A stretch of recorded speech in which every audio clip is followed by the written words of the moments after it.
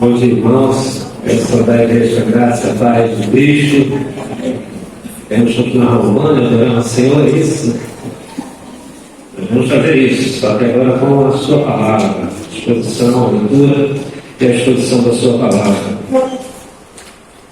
Natal fala de um menino e de uma missão. O texto que nós já lemos nessa manhã, os cânticos que foram entoados juntos, nós cantamos juntos, é a cantata que nós acabamos de ouvir e participar com os nossos corações alegres em Cristo, tem o propósito de celebrar o nascimento de Cristo, o primeiro Natal. E agora a mensagem não poderia ser diferente, continuaremos celebrando o nascimento do menino, conforme foi profetizado por Isaías, capítulo 9, versículo 6, que inclusive foi o tema da cantata, porque um menino nos nasceu, um filho se nos deu, o governo está sobre os seus ombros e o seu nome será maravilhoso conselheiro, Deus forte, Pai da eternidade, príncipe da paz. Porém, o texto que nós escolhemos para essa manhã não irá tratar especificamente do nascimento, e sim do propósito desse nascimento, pelo qual o plano de Deus foi consumado. A igreja comemora o nascimento de Jesus, o Verbo que se fez carne, porém o Natal, em seu propósito, diz o seguinte para nós: o Natal é a notícia de que Jesus veio ao mundo salvar pecadores. E nós podemos dizer mais ainda sobre o Natal. Jesus veio ao mundo para salvar pecadores e transformá-los em adoradores. Esse é o propósito do Natal. Por isso o Verbo se fez carne. É o que o texto irá falar para nós nessa manhã. Essa verdade está em Apocalipse, capítulo 5. Eu peço aos irmãos que estejam abrindo as suas Bíblias. Creio que Apocalipse não seja um livro qual esteja na lista de prioridade de leitura dos irmãos. Acredito que muitos preferem não ler esse livro por causa da dificuldade de interpretação, por causa das figuras que nos provocam um certo temor. Dragões, cavalos com cabeça como de leões, seres com muitos chifres, seres com muitos olhos, sol que se torna negro, lua que se transforma em cor de sangue. As figuras que são descritas na visão de João, algumas vezes nos causam medo e em todas elas nos causam espanto, mas é o espanto da glória, poder e majestade de Deus e de Cristo. É um livro que você pode estar até pensando que traz algum medo para você, por todos esses assuntos que são a revelação dos acontecimentos das últimas coisas. Mas essa é uma visão um pouco equivocada do livro do Apocalipse. Todos esses elementos, de fato, eles estão nesse livro, mas o Apocalipse não é um livro para trazer medo aos nossos corações, muito pelo contrário. Foi Deus quem deu esse livro para a igreja de Cristo. É um livro para trazer paz, segurança, esperança e consolo para a igreja. Deus não deu esse livro para confundir, aterrorizar ou dividir o seu povo por causa das muitas interpretações, mas Ele deu esse livro para dar luz e revelar os segredos de seus decretos para a igreja e o mundo, e que nos faz perceber e entender os movimentos visíveis vividos por sua igreja no mundo ao longo da história. Apocalipse nos diz que no final, tudo vai acabar bem para os santos, para a igreja de Cristo. E a garantia de que tudo vai acabar bem para a igreja está na vitória do Cordeiro que venceu a morte. E esse Cordeiro é esse bebê que nasceu em Belém. Apocalipse 5 vai dizer que ele é digno. Natal não é apenas celebrar o nascimento do Messias, mas é respondermos em adoração, que é resultante do conhecimento e da fé que temos no maior acontecimento do universo que poderia ter ocorrido em favor dos filhos de Deus. Jesus ele veio ao mundo salvar pecadores e transformá-los em adoradores. Qualquer coisa que se diga a respeito da centralidade do significado natal diferente desta frase, e que é o que as Escrituras afirmam é controvérsia para o Evangelho, é contradizer o Evangelho, é tirar de Cristo a glória da redenção, diminuir sua dignidade, o seu peso da glória. Vamos ler então o texto, Apocalipse 5. É um texto que irá falar do triunfo de Cristo e da dignidade que ele tem para cumprir todos os decretos de Deus para a sua igreja e para o mundo. Vamos ler. Vi na mão direita daquele que estava sentado no trono um livro escrito por dentro e por fora, de todo selado com 7 selos. Vi também um anjo forte que proclamava em grande voz: quem é digno de abrir o livro e de lhe desatar os selos? Olha, nem no céu, nem sobre a terra, nem debaixo da terra, ninguém podia abrir o livro, nem mesmo olhar para ele. E eu chorava muito, porque ninguém foi achado digno de abrir o livro, nem mesmo de olhar para ele. Todavia, um dos anciãos me disse: não chores, eis que o leão da tribo de Judá, a raiz de Davi, venceu para abrir o livro e os seus 7 selos. Então vi no meio do trono e dos 4 seres viventes e entre os anciãos, de pé, um cordeiro como tendo sido morto. Ele tinha 7 chifres, bem como 7 olhos, que são os 7 Espíritos de Deus enviados por toda a terra. Veio, pois, e tomou o livro da mão direita daquele que estava sentado no trono. E quando tomou o livro, os 4 seres viventes e os 24 anciãos prostraram-se diante do cordeiro, tendo cada um deles uma harpa e taças de ouro cheias de incenso, que são as orações dos santos. E entoava um novo cântico, dizendo: digno és de tomar o livro e de abrir os selos, porque foste morto e com teu sangue compraste para Deus os que precedem de toda a tribo, língua, povo e nação. E para o nosso Deus os constituíste reino e sacerdotes, que reinarão sobre a terra. Vi e ouvi uma voz de muitos anjos ao redor do trono, dos seres viventes e dos anciãos, cujo número era de milhões e milhares de milhares, proclamando em grande voz: digno é o cordeiro que foi morto de receber o poder, e riqueza, e sabedoria, e força, e honra, e glória, e louvor.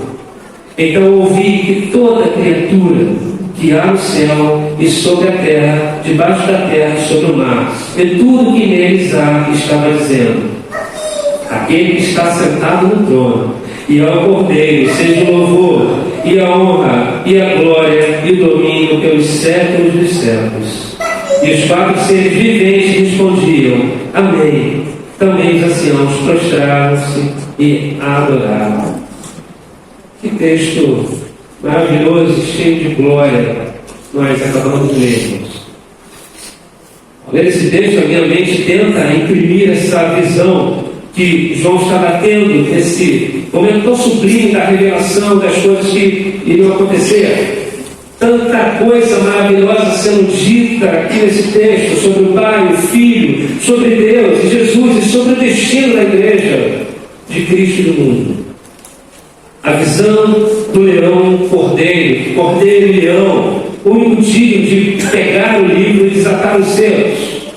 A visão que João está tendo nesse capítulo 5, na verdade, teve início lá no capítulo anterior, capítulo 4. Eu quero ler só os 2 primeiros versículos. Depois destas coisas, olhei e eis não somente uma porta aberta no céu, como também a primeira voz que ouvi como de trombeta ao falar comigo, dizendo: sobe para aqui e te mostrarei o que deve acontecer depois dessas coisas. Imediatamente eu me achei em espírito, e eis armado no céu um trono, e no trono alguém sentado. João tem uma visão de uma porta aberta no céu, e é chamado para entrar por essa porta por uma voz como uma trombeta. E João é chamado para ver o que irá acontecer depois dessas coisas. A referência a depois dessas coisas é a visão que João teve para escrever as 7 igrejas. Ele se vê tomado pelo Espírito e vê diante dele o trono, e nesse trono João vê alguém sentado nele. Versículo 3 do capítulo 4 vai dizer que quem estava no trono era semelhante no aspecto à pedra de jaspe de sardônio, e havia um arco-íris semelhante no aspecto à esmeralda. João vê Deus assentado no trono. Era uma descrição de tanta beleza, poder, glória e majestade que João só poderia terminar no capítulo 4 da forma que ele terminou, com um hino de adoração. Versículo 11 do capítulo 4: Tu, Senhor, é Deus nosso, és digno de receber a glória, a honra e o poder, porque criaste todas as coisas, e por tua vontade elas existem e foram criadas. João, ele viu muito louvor, muita honra e glória daquele que estava sentado no trono, porque havia criado todas as coisas. João vê o Deus Criador e ele o adora. Mas quando ele avança em sua visão, descrito no capítulo 5 que nós lemos, o que antes havia se tornado adoração no capítulo 4, passou a ser uma lamentação por parte de João. No capítulo 4, João vê Deus, o Criador de todas as coisas, e o mantenedor de sua criação, e o adora. Mas agora no capítulo 5 ele vê um livro na mão daquele que estava sentado no trono. E esse livro ele tinha uma característica muito diferente dos livros que estamos acostumados a ver e ler. Esse livro ele estava escrito por dentro e por fora, e havia 7 selos nesse livro. Se os irmãos continuarem a leitura dos próximos capítulos, vão poder entender o que está escrito nesse livro e o que Deus tem reservado para a sua igreja, para o mundo e para toda a sua criação. Cada selo significa uma etapa do plano de Deus para a sua criação, os decretos de Deus para a sua criação. E essa criação ela se divide em a igreja, que se aproximou do Senhor por meio da fé em Cristo, e do outro lado, todos os que rejeitaram o Senhor. Esses decretos já estão escritos nesse livro. Os 7 selos também indicam que esse livro está plenamente lacrado, está perfeitamente lacrado. 7 é o número da perfeição, e que o destino da igreja do mundo já está selado e que ninguém pode mudar. O que nos remete à frase que Jesus disse lá na cruz: está consumado. João, então, após ter a visão desse livro com 7 selos, que estava na mão direita de Deus, ele agora vê um anjo forte. Versículo 2: vi também um anjo forte que proclamava em grande voz: quem é digno de abrir o livro e de desatar os selos? A voz desse anjo foi a voz que ecoou por todo o universo. O universo precisava ouvir essa pergunta, que na verdade parece mais um desafio feito por esse anjo forte com voz forte, do que apenas uma pergunta pela qual o anjo gostaria de saber. E essa foi a pergunta, o desafio que deixou João muito triste. E quando João escuta, vou usar a licença poética, quando João escuta o silêncio do universo que se calou diante da pergunta ou do desafio, João chorou muito. Ele ficou muito abatido, triste, sem esperança. E quando é que alguém chora muito? Em suma, você chora muito quando o seu coração é atingido por uma falta de esperança de que as coisas irão mudar, melhorar ou reverter. É quando essa esperança ela vai embora, é que você chora muito. Esse foi o sentimento de João depois de ouvir a pergunta do anjo. Ele disse no versículo 3: ora, nem o céu, nem sobre a terra, nem debaixo da terra, ninguém podia abrir o livro, nem mesmo olhar para ele. Ninguém ousou responder ao anjo. Nenhuma criatura celestial, nenhuma criatura da terra, nem debaixo da terra, nem o diabo ousou responder ao Senhor. É nesse ponto da visão que João começa a sua lamentação. João começa a chorar, a tristeza tomou conta de João, e o texto vai dizer que ele chorava muito, versículo 4, e eu chorava muito, porque ninguém foi achado digno de abrir o livro, nem mesmo de olhar para ele. Eu não sei se você já viveu algum momento como o de João, não sei se em sua vida você já viveu essa desesperança que João viveu nessa parte de sua visão, quando você é atingido por uma flecha de dor intensa e você chora muito. Parece que essa dor não vai ter fim. Mas o texto não para aqui, o texto continua. E ele vai nos apresentar uma esperança gloriosa. E caso você esteja nesse momento, chorando muito como João estava, quero dizer que Apocalipse nos diz que existe esperança. Tudo vai acabar bem para aqueles que são Cristo Jesus, o menino do Senhor. Pare de chorar, se alegre, confie, descanse no Senhor. A vitória, de fato, ela já está decretada. Isso não vai mudar. Por mais que vivamos momentos de tristeza aqui nesse mundo passageiro e breve, João teve a visão da esperança. E antes mesmo de falar da visão da esperança, você precisa entender por que João chorou muito. Ele olha para aquele livro onde está escrito todo o plano de Deus para o mundo. E para que tudo seja realizado, seja cumprido, alguém teria que abrir esse livro. E o texto está dizendo, até o versículo 4, que não havia ninguém digno de abrir o livro. Nem o céu, nem sobre a terra, nem debaixo da terra. Ninguém poderia abrir o livro, nem sequer olhar para ele. Sabe o que isso significa, irmãos? Se ninguém abrir o livro, que o inimigo havia vencido, que não haveria redenção para os homens, seria tudo acabado. Nós, a igreja, iríamos todos ser destruídos. Existem outras 3 razões pela qual João chorou. João ansiava por ver a criação livre da escravidão. Se ninguém abrisse o livro, significa que essa escravidão iria continuar. João queria ver o cumprimento da promessa de Deuteronômio 4:1. Agora, pois, ó Israel, ouve os estatutos e os juízos que eu vos ensino, para os cumprires, para que vivais e entreis, e possuais a terra que o Senhor Deus dos vossos pais vos dai. E havia essa promessa cumprida. Uma terceira razão, ele sabia que nunca se cumpririam as promessas do Antigo Testamento para Israel, a menos que o livro fosse aberto. João estava como o apóstolo Paulo escreve em Romanos, capítulo 8, versículos 22 a 25. Porque sabemos que toda a criação, a um só tempo, geme e suporta angústias até agora.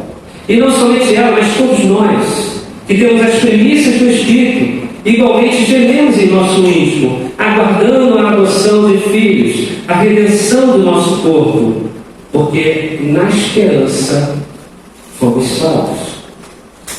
João, ele gemia à espera da redenção, e ele havia acabado de ouvir um anjo forte perguntar, e ninguém havia respondido. Alguém que gemia agora teve sua esperança destroçada. Até esse momento da visão, tudo estava perdido, não havia mais esperança. E João chora muito. Mas como o texto diz em Romanos, fomos salvos na esperança. E agora, voltando a falar da esperança, o ancião diz para João parar de chorar, porque existe um leão. João para de chorar. Versículo 5: todavia, o ancião lhe disse: não chores, eis que o leão da tribo de Judá, a raiz de Davi, venceu para abrir o livro de seus 7 selos. João, ele é consolado pelo ancião nesse versículo. O leão da tribo de Judá, aquele que é a raiz de Davi, venceu. Você não precisa chorar. Irmãos, o que acabei de falar aqui, é inigualavelmente melhor do que qualquer notícia que você já tenha recebido em sua vida. O leão venceu. O cordeiro venceu. Eu temo que essa frase já não cause mais júbilo em sua vida. Não lhe cause mais espanto da glória e a alegria. Jesus venceu. E se ele venceu, viveremos. O leão da tribo de Judá venceu. Ele irá abrir os 7 selos, que são os decretos de Deus para a sua igreja, para nós, como também para todo mundo. João chorou pela falta de esperança ao ouvir a voz do anjo pela primeira vez, e às vezes nós também choramos em alguns momentos em que somos atribulados e ouvimos a voz da tribulação que aparentemente parece querer tirar nossa esperança. Aí continuamos a ouvir a voz de Deus por meio de sua palavra, conforme João continuou ouvindo. Não chores, eis que o leão da tribo de Judá, a raiz de Davi, desceu para abrir o livro, os 7 selos. E ele continua: então vi no meio do trono e dos 4 seres viventes e entre os anciãos de pé um cordeiro, como tendo sido morto. Ele tinha 7 chifres, bem como 7 olhos, que são os 7 Espíritos de Deus enviados por toda a terra. João, após ter sido consolado por um ancião que disse que o leão venceu, olha então para o trono para ver o leão. Mas o que João vê no trono não é bem o leão. João vê um cordeiro. João vê alguém que estava de pé, embora com a aparência de que havia sido morto, mas que estava de pé. E aqui já começa a aparecer alguns elementos um pouco estranhos para nós, mas que têm significados gloriosos. João vê o cordeiro com 7 chifres, e na linguagem apocalíptica, os 7 chifres é sinal de poder, e o número 7 é sinal de perfeição, plenitude. Com isso, Jesus é aquele que tem todo o poder, ele é perfeitamente poderoso, por isso ele foi vencedor. Outro elemento que aparece aqui nesse versículo são os 7 olhos. E estes 7 olhos descrevem sua onisciência. Os 7 olhos também descrevem a sua sabedoria, 7 espíritos por toda a terra. Mas há algo nessa revelação que nos leva à adoração e a contemplar o mistério de Deus. No versículo 5, o ancião diz que o leão da tribo de Judá venceu. E com essa frase que João é consolado pelo ancião. Mas quando João olha para ver o leão, que na verdade ele vê o cordeiro. No versículo 6, João vê o cordeiro como se tivesse sido morto, mas que estava de pé. Cordeiro e leão são as figuras que aparecem para descrever Jesus em sua missão. O cordeiro é um animal frágil, submisso, sem força. Na cadeia alimentar dos animais, ele é a presa dos animais. Já o leão não. O leão ele é considerado um animal forte, na qual os outros animais têm medo, respeitam. Ele é considerado o rei da selva, mas todos aprendemos isso quando éramos crianças, na escola. E eu não sei se os irmãos já tiveram o privilégio de ver um leão.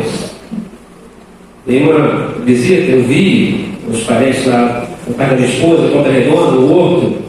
Eu pude ver um leão, não tão de perto, mas consegui ver. O leão era um pouco magro, a juba não era tão grande, acho que era um leão de idade avançada, enfim. E eu fiquei tentando um tempinho ali, querendo ouvir o rugido desse leão. Mas ele não rugiu enquanto a gente estava lá, a gente caminhou, desistimos de esperar, ouvir o rugido, mas quando nós nos afastamos, nós ouvimos o rugido. E que coisa linda e poderosa é o rugido de leão. Mesmo aparentemente um pouco fraco, o rugido dele chamou a atenção de tão poderoso que é, mesmo já um pouco distante. Mas Jesus não é nem de perto como esse leão um pouco magro que eu vi. Certamente a descrição do ancião tratava daquele leão poderoso, com patas enormes, juba imponente. O significado desses 2 animais na vitória de Jesus é o mistério que Deus resolveu atribuir a Cristo. Jesus ele venceu como um cordeiro massacrado, frágil, subir isso, mas reina como leão, poderoso e forte. E por que Jesus é chamado de leão, de raiz de Davi e de cordeiro? Aí nós precisamos do Antigo Testamento para entender esses nomes. Tratam-se de profecias. Jacó, ele abençoa seus filhos, 12 filhos. Ele diz para os seus filhos o que ia acontecer por meio dessas bênçãos que ele proferiu. E uma bênção foi para Judá, conforme está escrito lá em Gênesis 49, versículos 9 a 10. Judá é leãozinho. Da presa subiste, filho dele. Encurva-se e deita-se como leão, como leoa. Quem o despertará? O cetro não se arredará de Judá. Essa é a bênção para Judá, de onde vive o descendente. Jesus, o leão da tribo de Judá, o mais forte e poderoso predador, que era o símbolo de majestade do Oriente. No versículo 10 ele disse que o cetro não se arredará de Judá, ou seja, cetro é aquele bastão que o rei carregava e significava a sua autoridade de rei, ou seja, o leão da tribo de Judá é um rei que jamais deixará de ser rei. O texto também usa uma expressão para Jesus, quando o texto diz que ele é a raiz de Davi, e para dar significado de que, embora o exílio fizesse parecer que a dinastia de Davi havia sido encerrada ou cortada com uma árvore, em Isaías temos que essa árvore, aparentemente cortada, Deus fez brotar uma raiz de Davi que era do tronco de Jessé. Isaías 11:1. Do tronco de Jessé sairá um rebento, e das suas raízes um renovo. Então, Jessé, rebento, faz referência a Davi, e renovo faz referência a Jesus, que é a raiz de Davi, é a descendência de Davi. Mas o texto também diz que ele é um cordeiro. E cordeiro é mais uma expressão dada a Jesus, e essa, por sua vez, nos leva a contemplar, mais uma vez, o mistério de Deus para cumprir seus decretos. Cordeiro ele é um símbolo de fraqueza, de submissão, não é como leão. Os cordeiros eles eram animais destinados aos sacrifícios durante todo o período do Antigo Testamento. Isaías 53:7 diz: ele foi oprimido e humilhado, mas não abriu a boca, como o cordeiro foi levado ao matadouro, e como ovelha muda perante os seus pasteadores, ele não abriu a boca. Foi assim que Jesus venceu. Uma forma bastante diferente da maneira que, pela qual os reis dessa terra têm de realizar suas conquistas e vitórias. O mundo ele vence pela demonstração de força. Estamos ouvindo aí rumores de guerra, bombas atômicas. Jesus ele venceu por meio de sua humilhação. Mesmo sendo todo-poderoso, o leão da tribo de Judá, aquele que poderia em um instante, apenas com um rugido, fulminar toda a criação, mas mesmo assim venceu como um cordeiro mudo. O leão enfatiza sua majestade, o cordeiro enfatiza sua passividade como uma vítima sacrificial. E foi após esse sacrifício do cordeiro, agora de pé, no trono, conforme foi a visão de João, esse mesmo cordeiro, ele toma o livro da mão de Deus. Então, após João ter sido consolado pelo anjo, ter visto o cordeiro que venceu, ele agora vê o cordeiro finalmente pegando o livro em suas mãos, das mãos do Senhor. Versículo 7. Veio, pois, e tomou o livro da mão direita daquele que estava sentado no trono. Versículo 8. E quando tomou o livro, os 4 seres viventes e os 24 anciãos prostraram-se diante do cordeiro, tendo cada um deles uma harpa e taças cheias de incenso, que são as orações dos santos. Eu não sei se os irmãos se atentaram para o que acabamos de ler neste versículo, da primeira vez que nós lemos. Jesus, ele pega o livro da mão direita de Deus, o cordeiro, e após ele pegar o livro, os 4 seres viventes e os 24 anciãos, eles se prostram diante do cordeiro. E olha o que está sendo dito a respeito da sua oração. Cada um dos que prostraram-se diante do Senhor tinha em suas mãos taças de ouro cheias de incenso. E ele está dizendo que esses incensos são as suas orações, as orações da igreja, as orações dos santos. Irmãos, o que estamos contemplando aqui nesse texto é que, diante de toda essa glória, diante de toda essa dignidade do Cordeiro, da majestade do leão, diante dessa visão do trono de Deus e diante do livro com todos os decretos de Deus para a igreja e a humanidade, as nossas orações estão fazendo parte de tudo isso. A sua oração ela contribui para a execução dos decretos de Deus por causa e por meio do sangue do Cordeiro. Lembra como Jesus ensinou os seus discípulos a orar? Lá em Mateus capítulo 6, versículos 9 a 13. Venha o teu reino, seja feita a tua vontade, assim na terra como nos céus. Jesus nos ensina a pedir para que o reino dele venha, para que a vontade do Senhor se cumpra, ou seja, por sua misericórdia nos faz participantes dos seus decretos. Os decretos do Senhor serão efetuados por causa de Cristo e por causa das orações dos santos. Se você não se sentir motivado a orar, espero que o Espírito Santo nesse momento já esteja trabalhando em seu coração, como também o meu, para corrigir isso.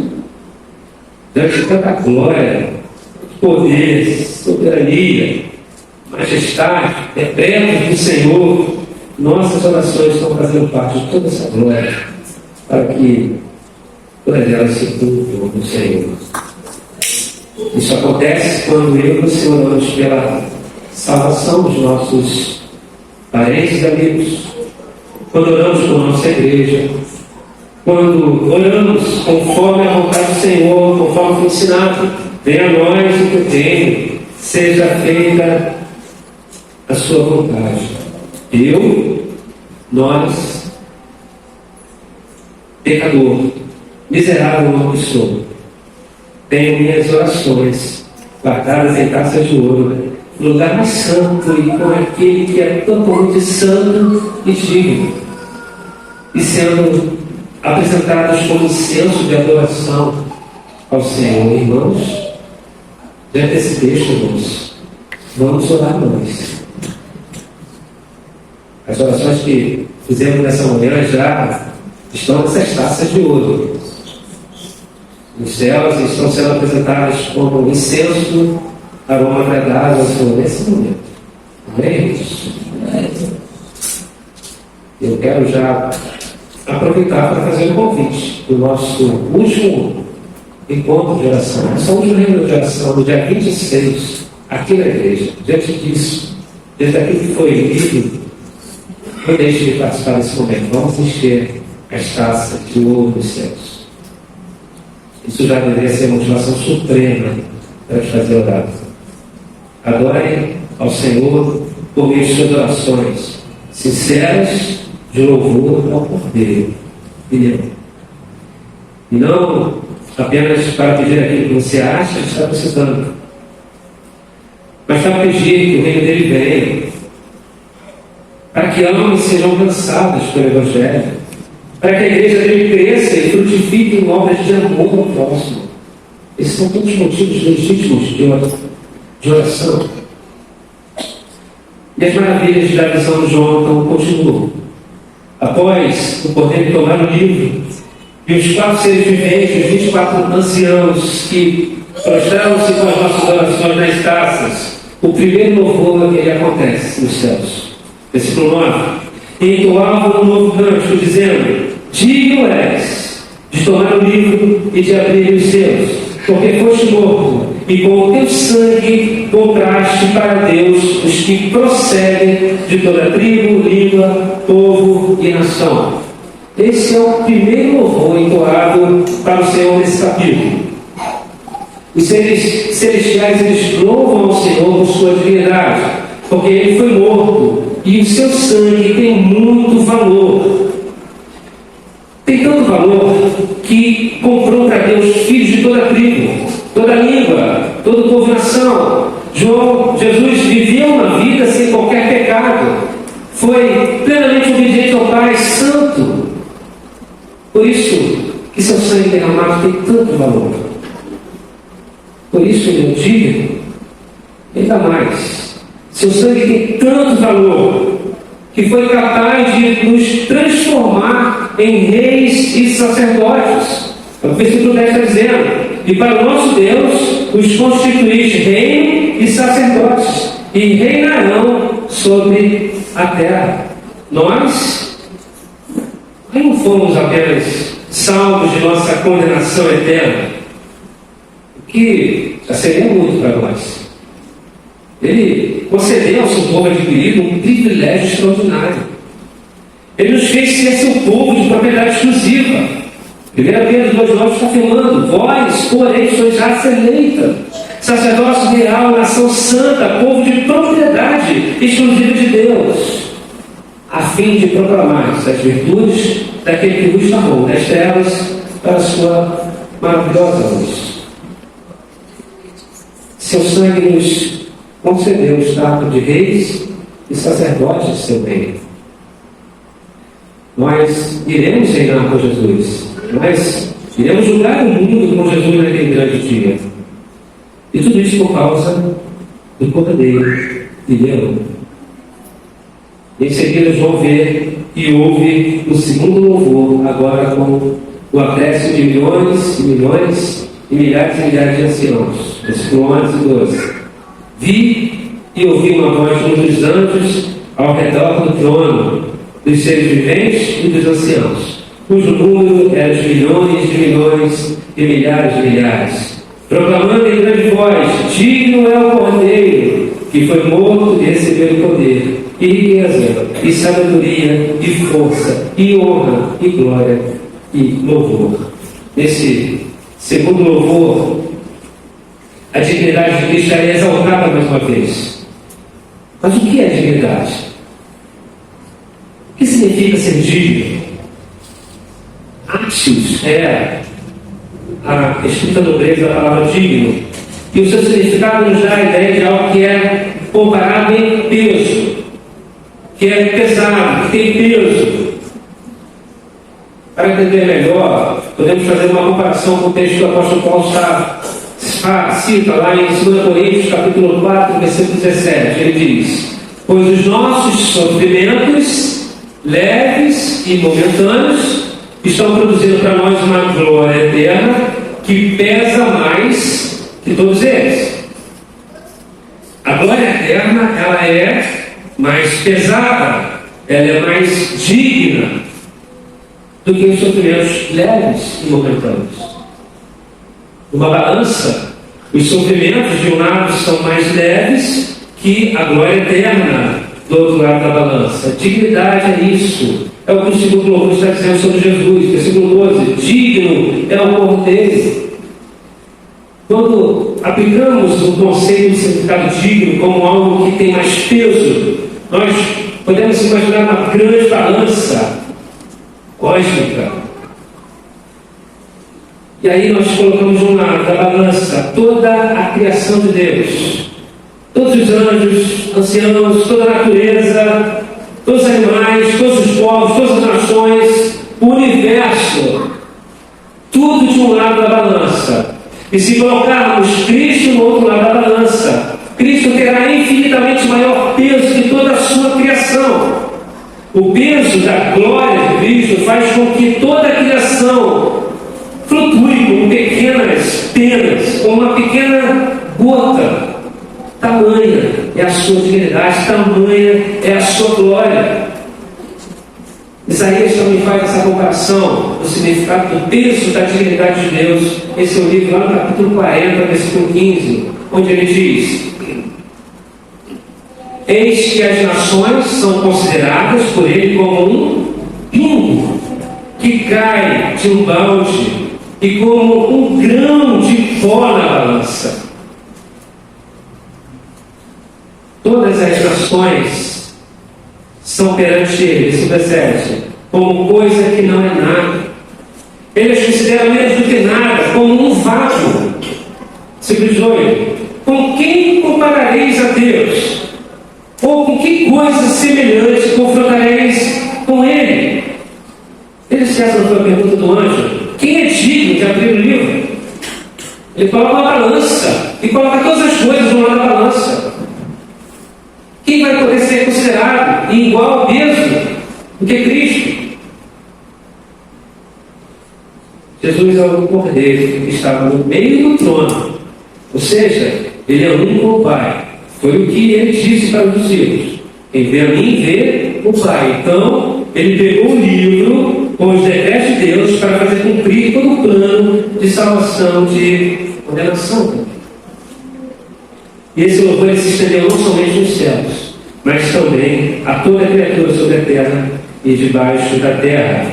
Então, enquadro o terceiro louvor sendo agora para Deus e para o Cordeiro. Versículo 13 e 14. Então, ouvi que toda a criatura que há nos céus, sobre a terra, debaixo da terra e sobre o mar, e tudo que neles há, estava dizendo: aquele que está sentado no trono e ao Cordeiro, seja o louvor e a honra e a glória e o domínio pelos séculos dos séculos. E os quatro seres viventes respondiam: amém. Também os anciãos prostraram-se e adoraram. O louvor, ele não ficou somente limitado às criaturas celestes, mas se estendeu a toda a criação. E esse louvor agora ele começa exaltando aquele que está sentado no trono, que foi a primeira visão que João teve de Deus no capítulo 4, e agora no capítulo 5 a visão do Cordeiro e Leão. Para ambos seja o louvor, a honra, a glória e o domínio pelos séculos. Esse louvor ele está alinhado com o que foi dito pelo apóstolo Paulo em Filipenses capítulo 2, versículos 6 a 11. Pois ele, subsistindo em forma de Deus, não julgou com usurpação o ser igual a Deus. Antes, a si mesmo se esvaziou, assumindo a forma de servo, tornando-se em semelhança de Deus, dos homens, e reconhecido em figura humana. A si mesmo se humilhou, tornando-se obediente até a morte e morte de cruz. Pelo que também Deus o exaltou sobremaneira, ele deu o nome que está acima de todo nome, para que ao nome de Jesus se dobre todo o joelho, nos céus, na terra e debaixo da terra, e toda língua confesse que Jesus Cristo é Senhor, para a glória de Deus Pai. Amém? Paulo está dizendo que apenas ao ouvir o nome de Jesus, todo joelho deve se dobrar, toda língua deve confessar que Ele é o Senhor. O bebê que nasceu em Belém, numa manjedoura, morreu na cruz e ressuscitou, é infinitamente digno. Apocalipse 5 nos apresentou o propósito do nascimento de Jesus. Jesus ele nasceu para transformar pecadores em adoradores, porque ele é digno de executar os decretos soberanos de Deus para transformar a igreja. Já está tudo escrito, irmãos, tudo decretado pelo Senhor, está selado. Nada nem ninguém pode mudar qualquer sentença que o Senhor já decretou para a sua igreja e o mundo. Homens poderosos aqui na terra nem têm audácia de pensar que de fato são poderosos. Já dissemos que todas as nações são como um vácuo, uma gota, nenhum deles poderá abrir o livro. Eu não estou falando aqui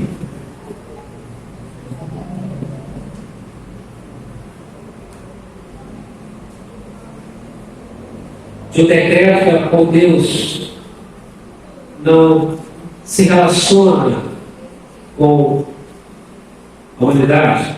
Eu estou falando de determinismo. Somente Cristo, irmãos, ele pode abrir o livro com os acontecimentos da história. Somente Cristo tem o controle e ele agir de pôr em ação os acontecimentos dos últimos tempos. Se somos salvos, nossa salvação está no decreto de Deus, por causa do sangue de Cristo. Porém, esses decretos não são apenas de salvação, mas também de julgamento. Que essa palavra dessa mulher tenha causado o espanto pela glória de Deus e do Cordeiro, Leão, e tenha feito você pensar na sua eternidade, tenha feito você meditar na glória e na dignidade do Cristo que com seu sangue salva pecadores distantes de Deus e os transforma em adoradores, amigos e filhos de Deus. Os transformam em reis e sacerdotes que julgarão o mundo e reinarão com Cristo na nova terra. Que você esteja mencionado nos decretos de Deus como aquele que julgará e não como aquele que será julgado. Esse dia ainda vai chegar. Vai ser ainda hoje, não sabemos. E a Bíblia não nos dá claridade. Ela apenas nos diz: estejam preparados para esse grande dia. Então busque ao Senhor enquanto se pode achar. Jesus nasceu para que você tenha a esperança de, ao ler Apocalipse, que se possa glorificá-lo com alegria e sem medo, que tudo irá acabar bem para a igreja de Cristo. Celebre Cristo. Amém? Vamos colocar de pé.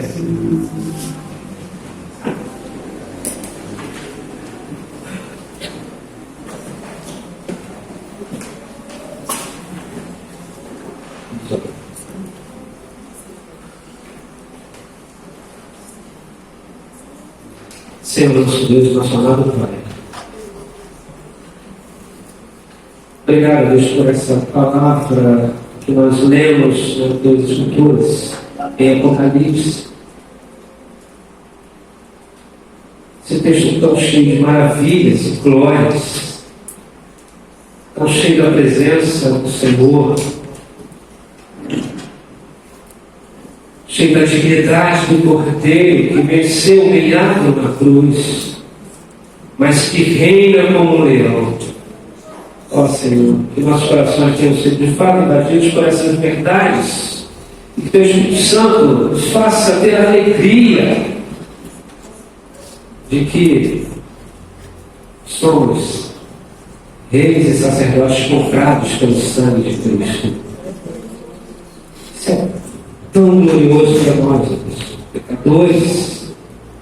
Também de saber que as nossas orações, como estamos fazendo agora, estão chegando ao Teu trono de graça, com um cheiro suave, agradável a Ti, como adoração e louvor a Deus.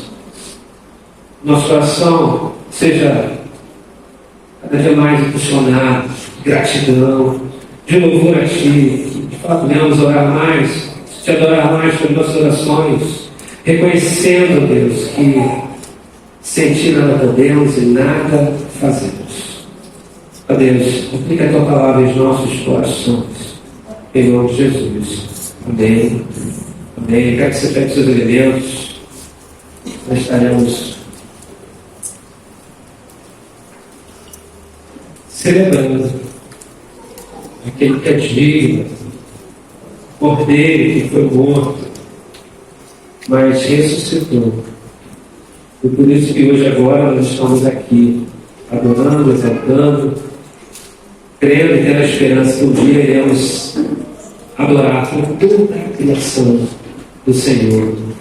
Digno é de tomar o livro, de abrir os selos, porque foste morto e com o Teu sangue compraste para Deus os que procedem de toda tribo, língua, povo e nação.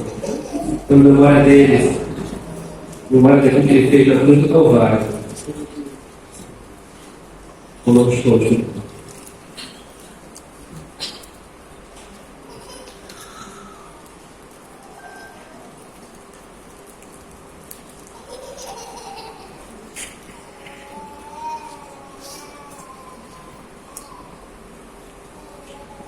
Esse grande modo, levamos todo feio, cálice da nova aliança.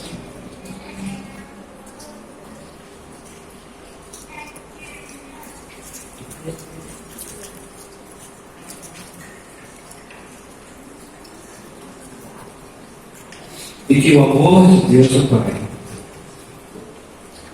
a graça do nosso Senhor e Salvador Jesus Cristo, o Cordeiro que foi morto na cruz e o leão que reina para todo sempre, e a comunhão do Santo Espírito de Deus esteja com todos nesta manhã e com todo o povo de Deus espalhado sobre a face da terra, hoje e para todos sempre. Amém. Amém.